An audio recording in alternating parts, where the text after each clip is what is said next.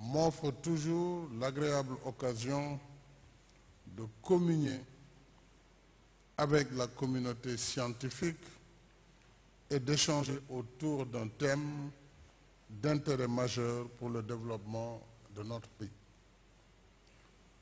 Le plaisir renouvelé que j'ai à présider cette rencontre vient du fait qu'au-delà du cachet officiel, étant un des vôtres, si je puis me permettre, je me sens aussi dans mon milieu naturel.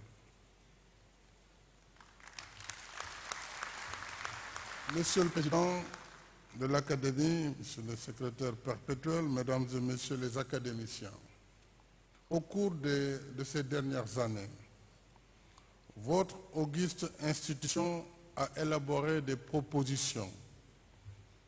La gestion du foncier, l'emploi des jeunes, la formation au métier de l'agriculture, l'enseignement des sciences, le roaming téléphonique, les gaz de schiste, les organismes génétiquement modifiés, la gestion des déchets en relation avec la santé et aujourd'hui le sujet important de la restauration et de la valorisation des terres salées, entre autres.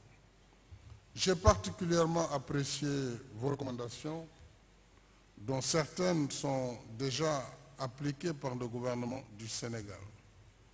Votre démarche, fondée sur la science et associant toutes les catégories d'acteurs, confère à vos analyses et à vos propositions d'action une rigueur et une pertinence qui nous amènent très souvent à nous en inspirer.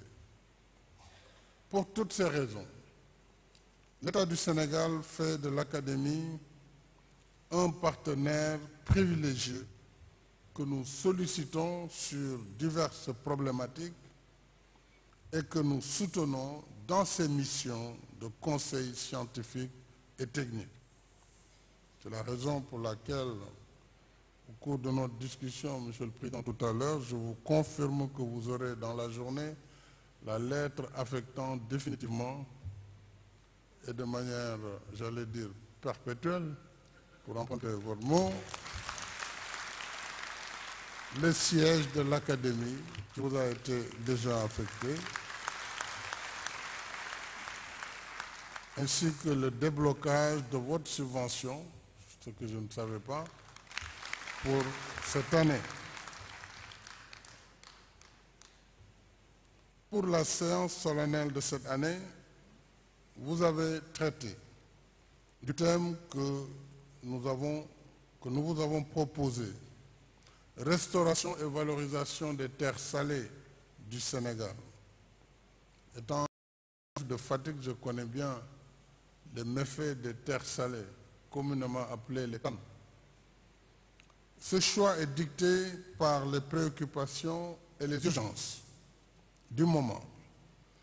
En effet, depuis des décennies, nos terres agricoles sont soumises, et l'étude l'a démontré avec brio, sont soumises à un processus de dégradation intense lié en grande partie à leur salinisation progressive.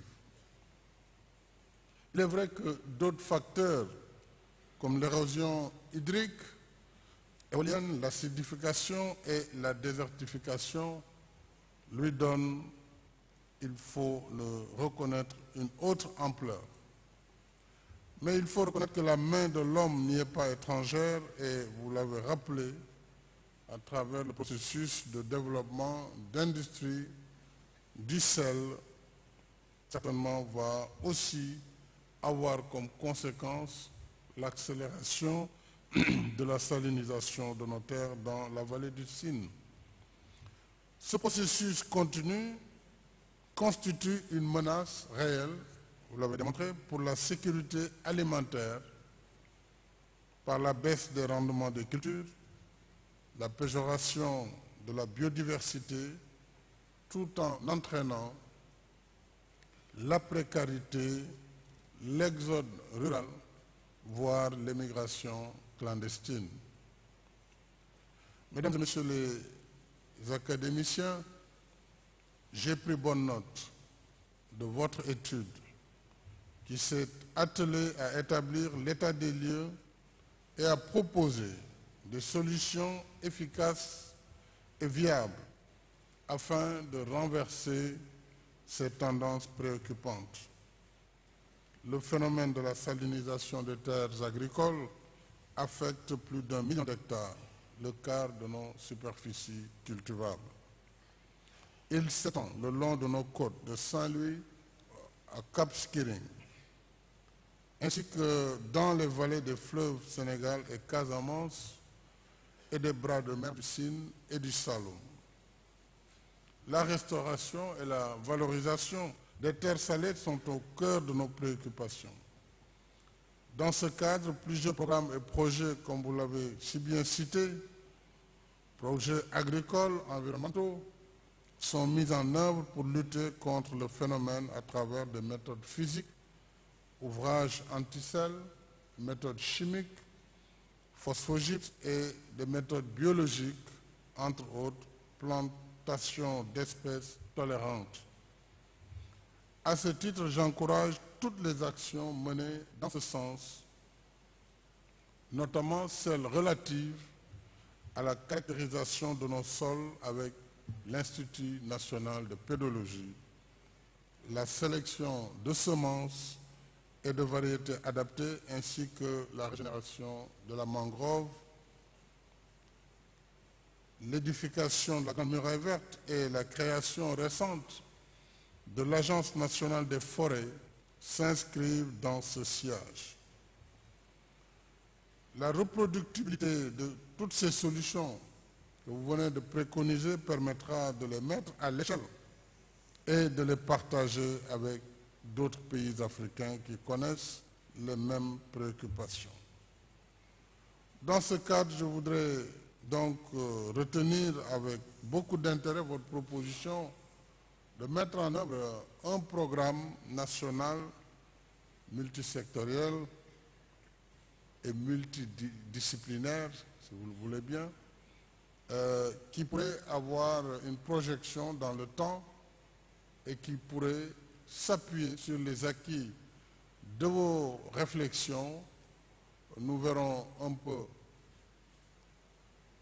disons, la position dans laquelle on pourra mettre ce programme national, son ancrage institutionnel, entre autres, mais également les moyens qui devront d'abord venir de l'État, ensuite des partenaires pour apporter une réponse durable à ce fléau des temps modernes.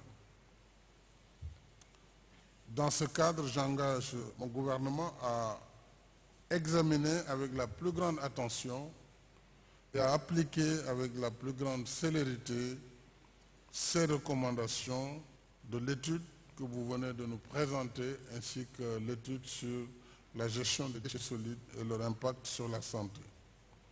J'exhorte tous les acteurs à s'approprier les résultats de votre rapport qui intègre différentes disciplines, différentes thématiques et différents secteurs pour une prise en charge solidaire et efficace des enjeux et des défis.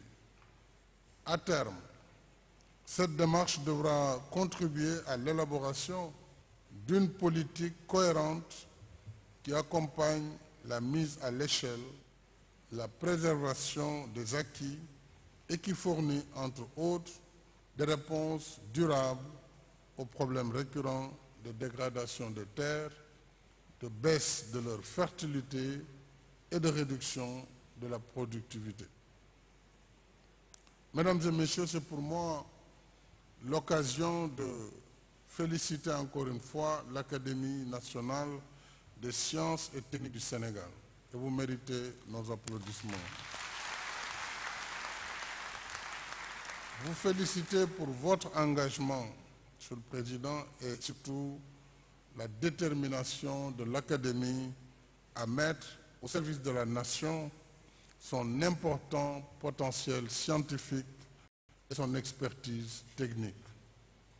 Je tiens à vous remercier chaleureusement pour la qualité de vos travaux et puis vous assurer de l'appui de l'État pour le développement de la science et de la technique, levier primordial de l'émergence et garantie de reconnaissance et de souveraineté de notre pays. Mesdames et messieurs, je vous remercie de votre aimable attention.